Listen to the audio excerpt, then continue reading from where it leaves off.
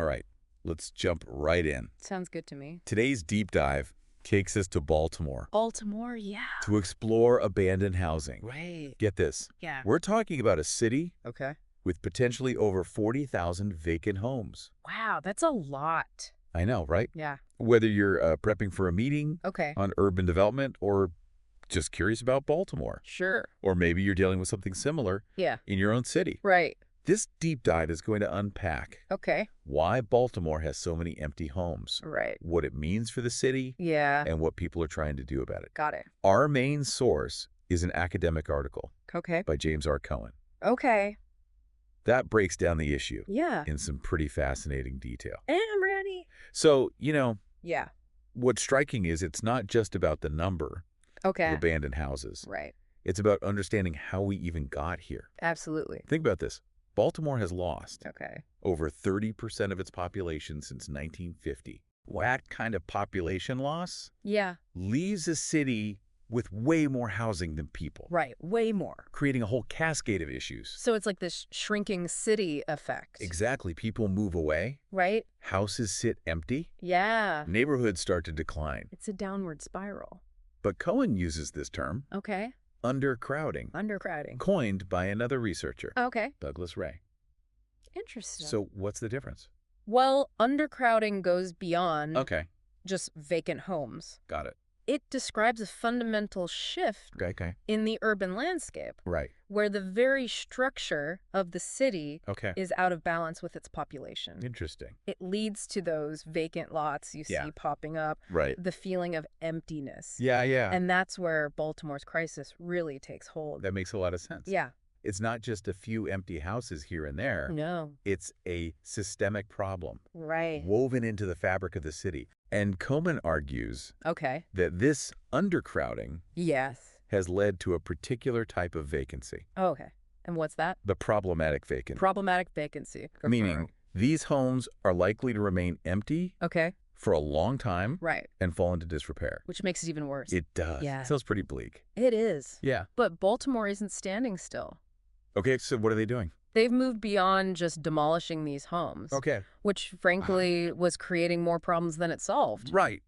Remember those snaggletooth blocks Snaggletooth blocks, what are those? Cohen talked about? Yeah. Demolition often resulted Okay. in a patchwork of vacant lots, Yeah. making the neighborhoods feel Right. even more desolate. I could see that. Yeah, Yeah, it seems like demolition can be a quick fix, it can seem that way. but ultimately just kicks the can down the road. Unfortunately, yes. So what are they doing differently now?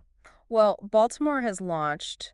Some ambitious programs Like what? like Plan Baltimore I'm Baltimore. Okay. and the Neighborhood Planning Program. The neighborhood planning program. Yeah. Oh, These initiatives are all about creating okay. comprehensive, community-driven Right. revitalization plans. Okay. I like that. Yeah. But it sounds like there's this inherent tension There is. between the city's desire Right. for big redevelopment projects Yes. and the more grassroots approach Right. favored by some community groups. Exactly. That's the tension. It sounds like a classic struggle It is. between top-down and bottom-up approaches. Absolutely. Can you give us an example of how this plays out in real life? Cohen dives into 3 different neighborhoods Okay. to show us just that. All right, which ones? Sandtown, Winchester, Okay. Harlem Park, Harlem Park, got it. and historic East Baltimore, Historic East Baltimore. which is also known as the Hakey East C area. Ake BC Eck. Okay. These case studies highlight how different approaches Right. can lead to very different outcomes. Okay, let's start with Sandtown, Winchester. Right. What makes their approach stand out? They've implemented Oh. something called the Neighborhood Transformation Model, Neighborhood Transformation Model. spearheaded by the Enterprise The Foundation. Enterprise Foundation. And they're not just fixing up houses. Okay, so what else are they doing? They're investing in job training, Okay, that's great. health services, Wow, school improvements, that's awesome. and even public safety programs. So it's like a holistic approach Exactly. that tries to address all the underlying issues. Yes. Not just the symptoms of decline. Precisely. That's great. But Cohen raises an important question. What's that? Is this model sustainable? Okay, yeah, that's a big question. Can it be replicated in other neighborhoods? Right? And will it have a lasting impact? That is the question. Yeah, It sounds expensive and complex. it is. What about Harlem Park? What's their strategy? Harlem Park is all about innovation and design. Oh, okay, I like that. They're replacing those traditional row houses Okay. with duplexes Duplexes are and nice. reimagining the inner block parks. Oh, that's cool. They even have this cool prototype Was it called the Charlestown House, the Charlestown House? All right. which is a clever way to create Right. more spacious homes Right. from existing structures. That sounds really interesting. It is. So they're trying to make these row houses Yes. more appealing to modern families. Exactly. Maybe even attract people who moved out to Yeah. the suburbs. That's the goal. That makes sense. They're focusing on quality of life, I like not that. just the physical housing itself. Right. And that's a key point Cohen makes throughout his research. Okay. Revitalization can't just be about bricks and mortar. Absolutely. It has to address the needs and desires Right. of the people who live there. Makes perfect sense. Yeah. Okay, last but not least, All right. what's happening in historic East Baltimore, Okay. the EPCAC neighborhood? This one is a bit more controversial. Oh, okay. Why is that? They started with a focus Okay. on scattered rehabilitation, Scattered rehabilitation, right? using HUD Section 108 loan funds, Okay. which are specifically designed for revitalizing Okay. economically distressed areas. So they were trying to fix up individual homes. Exactly, here and there. What changed? Well, the city shifted Right. to a much more aggressive demolition strategy. A more aggressive approach. Yeah. Huh. Why? Driven by the desire to Okay. a biotechnology park A biotechnology park. Interesting. near Johns Hopkins Medical Institutions. Okay, so it's a prime location. It is. But this large-scale development Yeah. raises the question That's that. of whether current residents will actually benefit Right. or be pushed out by rising property values Yeah, that's a concern. and a changing neighborhood. It's gentrification. That's a familiar story. It is. In a lot of cities, right? Unfortunately, yes. Gentrification can be a double-edged sword. Exactly. It brings investment and new opportunities, Right. but often at the expense of the people who already live there. That's the trade-off. It sounds like Baltimore is wrestling They are. with that very dilemma. They are. And Cohen doesn't offer easy answers, No, he doesn't. but he does shed light Mm-mm. on some of the specific challenges Like what? that complicate these revitalization efforts. All right, let's hear it. Let's start with the sheer difficulty Okay. of comprehensive revitalization. Remember all those initiatives in Sandtown, Winchester? I do. Well, contrast that okay. with the recent cuts Oh, no. to community development block grant funding CDBG funding, right? that have hit other community groups hard. Yeah, that's tough. It highlights the constant struggle for resources Absolutely. and the hard choices cities have to make. It's a tough balancing act. Yeah, it sounds like a balancing act. It is. How do you invest in these struggling neighborhoods Oh, right. while also addressing the needs of the city as a whole? That's a tough question. This will feel like a zero-sum game sometimes. It definitely can. And Cohen points out Okay. that one of the biggest challenges Yeah. is actually preventing housing Like abandonment preventing it. Okay. in the first place. It might Huh. seem obvious, It does. but as he explains, Yeah. it's incredibly difficult to catch a neighborhood Right. before it starts to decline. Before it's too late. Baltimore has a program Okay. called the Healthy Neighborhoods Initiative, Healthy Neighborhoods Initiative. which tries to do just that Okay. by identifying early warning signs All right. and intervening before things spiral out of control. So it's like preventative medicine for neighborhoods. Exactly. That's a great way to put it. Yeah. But what are some of the factors Okay. that contribute to this decline in the first place? One thing Cohen highlights is this predatory practice Okay, what's that? called flipping, Flipping. Okay. where investors buy cheap homes, Right. make only superficial improvements, Oh, wow. then resell them at inflated prices. So they're not really fixing the problem. Not at all. They're just making it worse. Exactly. It might sound like a good deal at first, It might.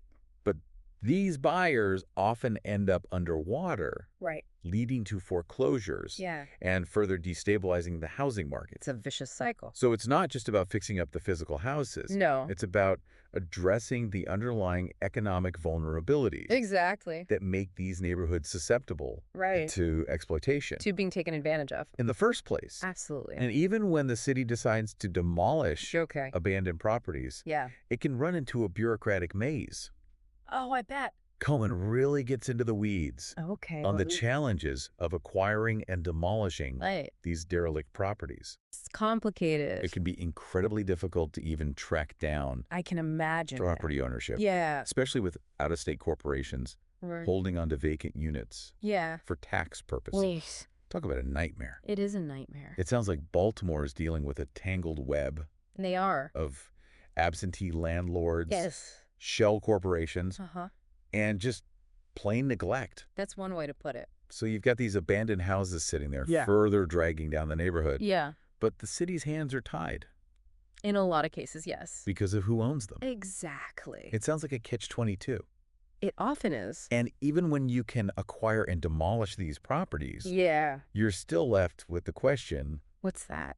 of what to do with the land. Right, that's a big one. It's not just about clearing blight. It's about creating something new and valuable Absolutely. that will benefit the community. That's the goal. All right, we've covered a lot of ground here, We have. but I'm really curious to hear more about the solutions Okay. and what the future holds Yeah. for Baltimore's row houses. Let's get into it. We'll dive back into that after a quick break. Sounds good.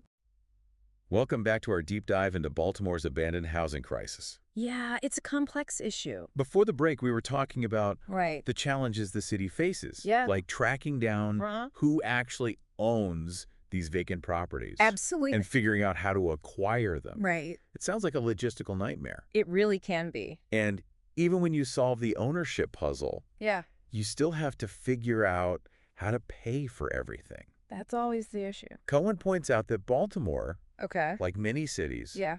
has traditionally relied heavily Right. on federal funding for these revitalization efforts. Makes sense. But programs like the Community Development Block Grant CDBG. have faced significant cuts in recent years. Yeah, unfortunately. That makes sense. Yeah, Federal funding can be unreliable, it can. especially when priorities shift Right. with each new administration. It's a constant battle.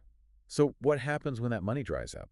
Well, Cohen suggests that cities need to start thinking Okay. outside the traditional funding box. I like that. He highlights an interesting example Okay. from Philadelphia, Okay. where they're using a bond issue Okay. to finance their neighborhood transformation initiative. So it's like taking out a loan, It is. but instead of using it for something like a new stadium, Yeah, they're investing in their neighborhoods. exactly. Putting the money where it matters. That's a pretty bold move. It is. It shows a real commitment Yeah. to addressing this issue head on. I like their style. Me too. Baltimore could potentially explore Right. similar funding models Absolutely. to create a more sustainable source of revenue Exactly. for these revitalization efforts. It's all about finding creative solutions. It sounds like they'll need all the resources they can get, Yeah, they will. especially considering the issue of lead paint, Yeah, lead paint. Yeah. which is another major challenge Cohen highlights. It's a huge problem. It's not just about making these homes livable, No. it's about making them safe, Right. especially for children. Especially for children. Absolutely. Lead paint is a silent threat Yeah. that can have devastating consequences, particularly for young children. And we know that it can cause developmental delays, It can. learning difficulties, Yeah. and a whole host of other health problems. It's really scary. It's scary to think about those kids I know. growing up in homes Yeah. that are literally poisoning them. It's heartbreaking. What's being done to address this? Well, Baltimore has lead paint abatement laws Okay. that require landlords to remove or encapsulate lead paint hazards Right. in rental properties. Okay, so there are laws in place, There are. but enforcement can be a challenge, It can. especially in neighborhoods Right. with a high concentration Yeah. of abandoned and neglected properties. Absolutely. It sounds like a classic case It is. of too few resources Yeah. and too many problems. That's a story of so many cities. How do you even begin to tackle Right. something as widespread Yeah. as lead paint contamination? Well, Cohen stresses the importance Okay. of a multi-pronged approach. Like what? It requires educating landlords and tenants Okay. about the dangers of lead paint. Right. Education is key. It is. Providing resources Yes. for testing Okay. and abatement, Absolutely. and holding negligent property owners accountable. That's important too. It sounds like it's not just about enforcing the law. No, it's not. It's about changing behaviors Right, and creating yeah. a culture of safety Exactly. around lead paint. It's about protecting people. But let's shift gears for a minute Okay. and talk about the future All right.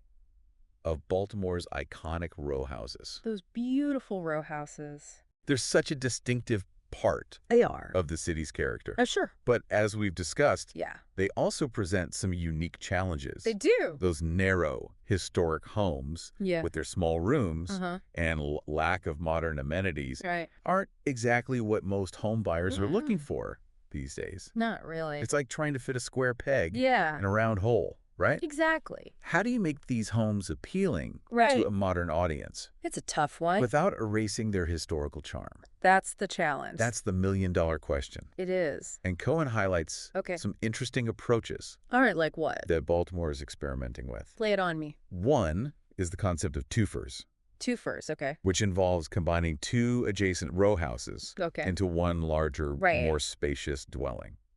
So you're basically creating a double-wide row house. Exactly. I like it. It preserves the historic facade Yeah. while creating a more functional Right. and desirable living space inside. That's a smart solution. That's a pretty clever solution. It is. What other innovations are they trying? Another approach is redesigning Okay. these row houses into duplexes. Duplexes. Which allows for more Yeah. flexible living arrangements. Right. And can even provide Yeah. off-street parking. Which is a huge plus It is. in a densely populated city like Baltimore. Absolutely. So they're thinking creatively And they are. about how to adapt these historic homes Yeah. to modern needs. They have to. Are there any other strategies Sure. for making these homes more attractive Okay. to potential buyers?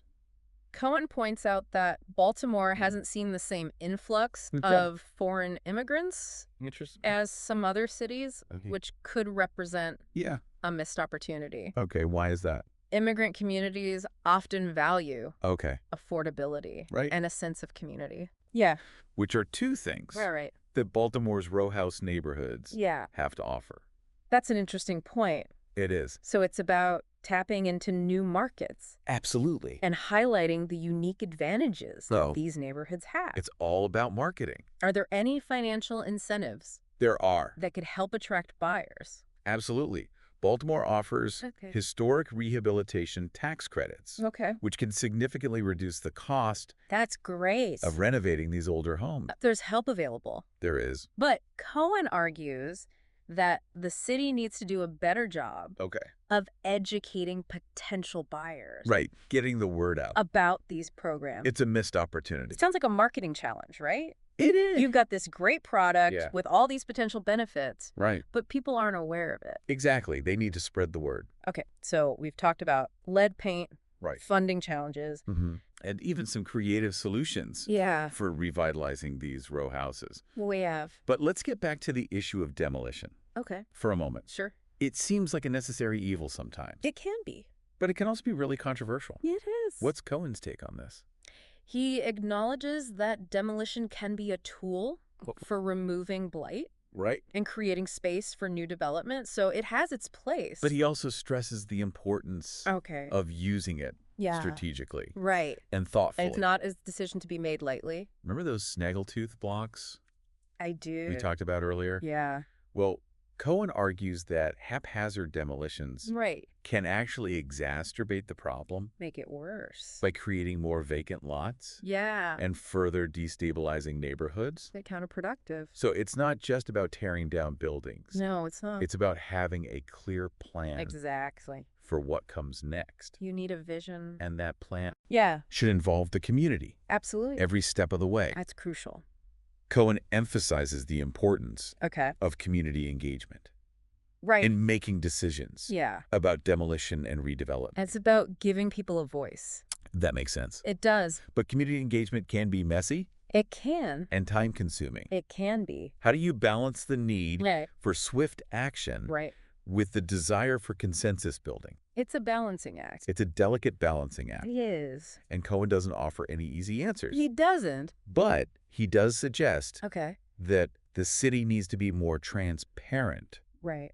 about its redevelopment goals. Yeah, open communication is key. And more proactive Okay. in addressing concerns about displacement and gentrification. That's important. Transparency and communication are key. They are. Especially when you're dealing with issues as sensitive as Right. housing and community development. People's homes and lives are at stake. It's about building trust Yes. and ensuring that everyone Right. feels like they're being heard. Exactly. And Cohen also points out Okay. the need for clear guidelines Yeah. and accountability Right. when it comes to property acquisition Absolutely. and demolition. There needs to be a system in place. Remember all those bureaucratic hurdles I do. we talked about earlier? Yeah, it's a mess. Well, he suggests streamlining the process, making ownership records Right. more accessible, That would help. and ensuring the properties are acquired Yeah. fairly and ethically. That's essential. It sounds like it's about creating a system It is. that's both efficient Yeah. and equitable, That's the goal. which is a tall order, to say the least. It is. But Cohen's research Okay. dives even deeper Yeah. into some of the thorny legal and ethical issues Oh, I bet. surrounding abandoned properties. Yeah, like what? He really does. Like Remember those properties owned by felons I do. that we were talking about? Yeah. Cohen highlights the ethical dilemma Okay. of using public funds Right. to buy back those properties Yeah. from individuals who've profited Right. from criminal activity. Yeah. It's a tough one. Yeah, that's a tough one. It is. On the one hand, Yeah. you want to get those properties back Right. into productive use Yeah. and improve the neighborhood. Absolutely. But on the other hand, Yeah. it feels wrong to reward criminal behavior. It does. What does Cohen suggest? He proposes exploring Okay. alternative strategies, Like what? such as property confiscation, Property confiscation. for the purpose of preventing Okay. further criminal activity. Interesting. In those cases, Yeah. prosecutors might have more leeway Okay. to transfer ownership to Yeah. the city Okay. or a nonprofit organization. So it's about finding creative solutions It is. within the existing legal framework. Exactly. Working within the system. But even with clear ownership Right. and a solid plan, Yeah. you still need a way to measure Well, whether these revitalization efforts right.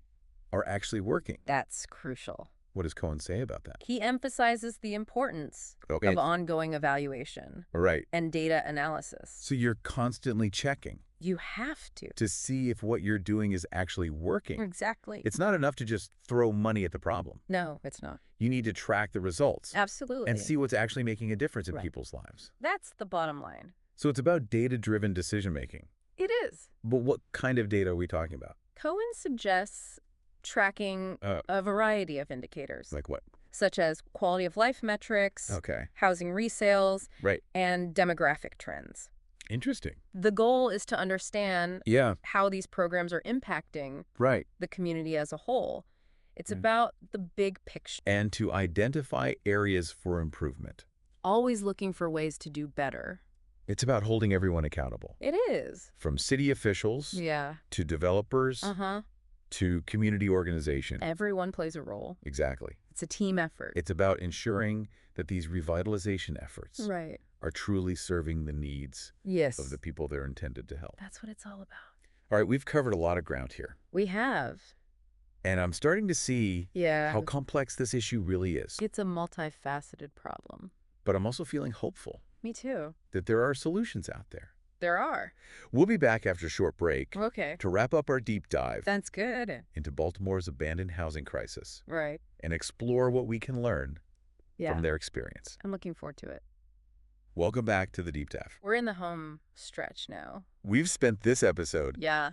unpacking James R. Cohen's research on Baltimore's abandoned housing crisis. It's been a fascinating journey. It has been a roller coaster of information, It has. from understanding how undercrowding plays a role Right. to seeing how different neighborhoods Yeah. are tackling the problem head on. Absolutely. What stands out to you Yeah. as we near the end Yeah. of our deep dive? What strikes me is that this isn't just a Baltimore problem. Right. Cities all across the country I know, I was just thinking that. are grappling with similar issues, Yeah. shrinking populations, Right. aging housing stock, Uh, and the challenges of revitalization. it's everywhere. Cohen's research Yeah. offers valuable insights that can be applied Absolutely. in many different contexts. That's a great point. It's Yeah. easy to get caught up in the Yeah. specifics of Baltimore. Yeah. But the underlying issues Yeah. are really universal. They are. They really are.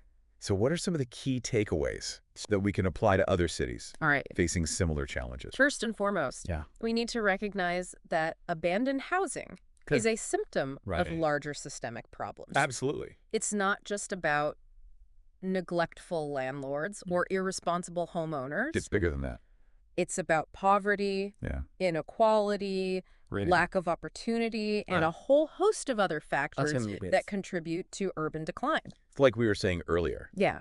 It's not just about fixing up the houses. No, it's not. It's about addressing the underlying economic and social conditions that create these problems in the first place. It's about getting to the root of the problem. And that requires a multifaceted approach. It does. There's no silver bullet solution. There isn't, unfortunately. It's going to take a combination of policy changes, community investment, and innovative thinking. Absolutely. To make a real difference. Cohen seems to emphasize the importance of a holistic approach, right? Yes, very much so.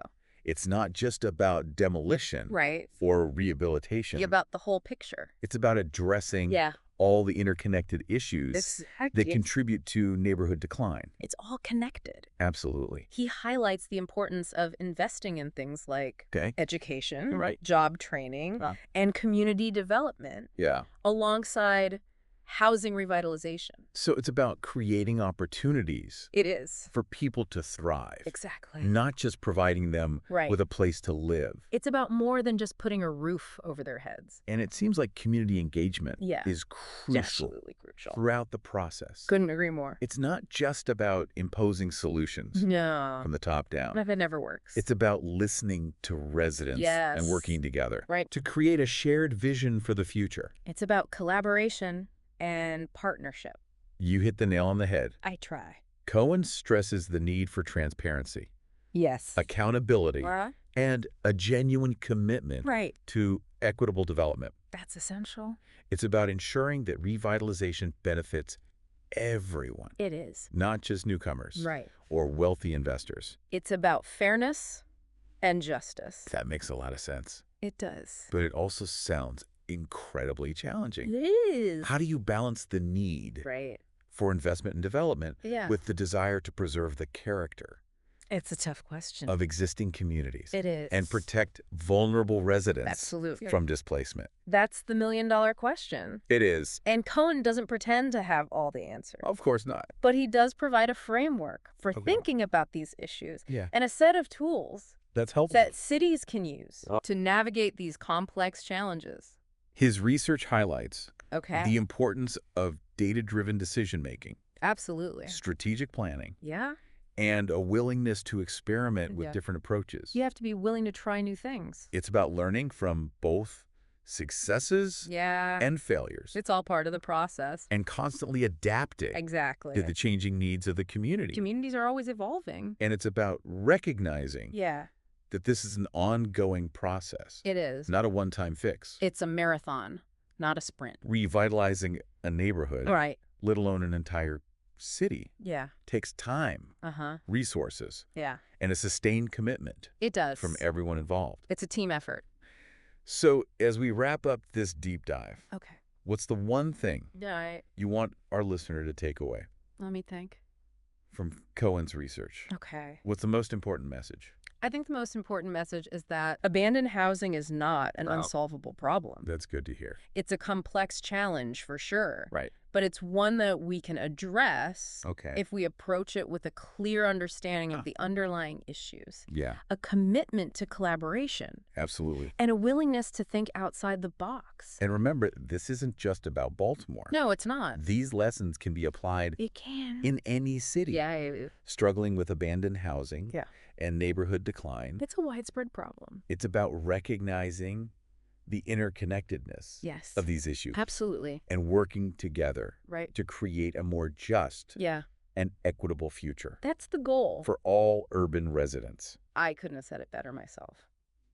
Thanks for joining us on this deep dive My pleasure. into the world of abandoned housing in Baltimore. It's been a fascinating discussion. We hope you found it informative I hope so. and thought-provoking. It's a topic that deserves a lot of thought.